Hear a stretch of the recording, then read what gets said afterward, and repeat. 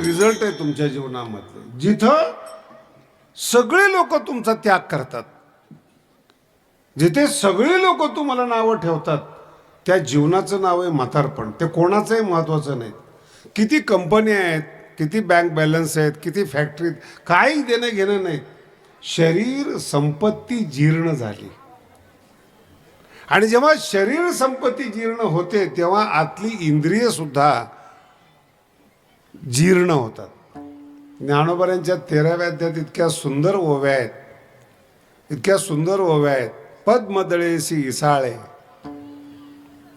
आपले जे डोळे आहेत ना, ज्ञानोबा म्हणतात हे मेकअप करणारी लोक आहेत, ते आपल्या डोळ्याला असा आकार देतात की जणू काही ते कमळाबरोबर भांडतायत. ज्ञानोबा म्हणतात त्या काळामध्ये पद्मदळेसी इसाळे स्पर्धा, कमळाबरोबर डोळे स्पर्धा करतात.